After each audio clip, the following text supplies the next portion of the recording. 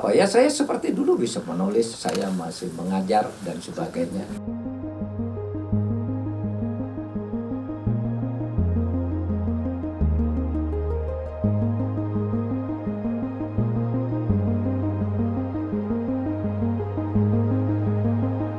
Kontribusi saya itu sangat kecil sebenarnya.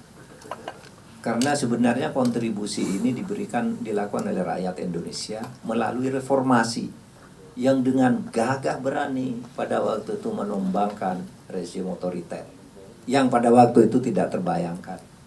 Saudara banyak mungkin yang belum lahir atau masih kecil ketika reformasi itu. Pak Harto itu kuatnya luar biasa dulu. TNI itu bukan 100%, 1000% membela Pak Harto. Rakyat Indonesia itu pada tanggal 23 Maret tahun 98 masih 1000% mendukung Pak Harto. Tidak ada yang lebih kuat. Tetapi kemudian saya selalu mengatakan aspirasi murni dari rakyat itu atau ide demokrasi dan kebebasan terhadap pelindungan HAM itu tidak bisa dibendung oleh pemerintah sekuat apapun pada era sekarang. Oleh sebab itu Pak Harto 23 Maret dinobatkan sebagai presiden terkuat. Kalau Pak Harto dulu dehem gitu, itu menterinya ikut dehem, rakyat seluruh Indonesia ikut dehem. Pak Harto dulu ada kesulitan cabai dulu, kesulitan cabai.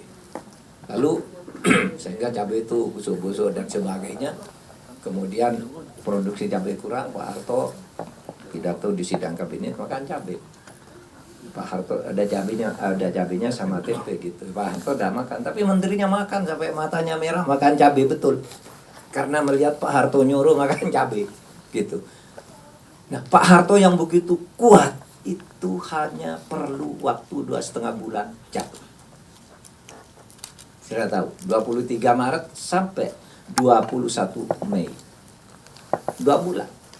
Kalau ada yang menghitung mulai sidangnya 11 Maret ya 2,5 bulan. Jatuh juga. Gampang sekali jatuh. Gitu.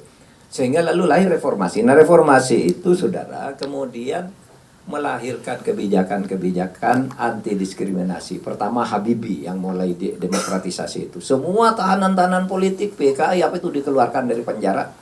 Kemudian screening itu dihapus. Siapa mau jadi kerja tidak usah pakai surat keterangan PKI.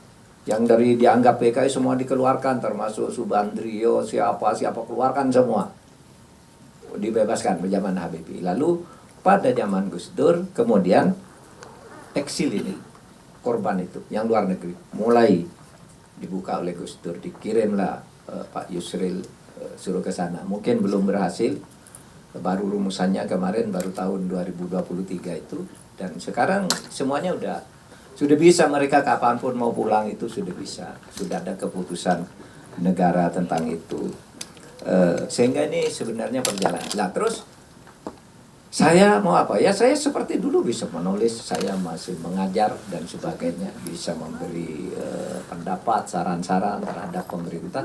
Yang penting ke depannya itu yaitu satu, kita bangun negara konstitusional, demokrasi, ya demokrasi, konstitusi itu artinya apa? Kedaulatan rakyat itu harus seiring dengan kedaulatan hukum. Nah, kadangkala kalau hukum dibelok-belokkan itu berbahaya. Kadangkala hukum itu bisa dijadikan alat oleh kekuasaan untuk sewenang-wenang, tapi bisa dijadikan alat untuk membangun kesejahteraan. Reformasi itu sebenarnya gagasannya menjadikan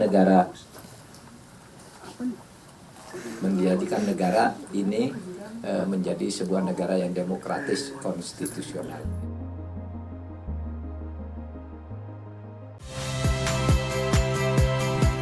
Saya Liviana Cerlisa. Saksikan program-program Kompas TV di siaran digital, pay TV, dan media streaming lainnya.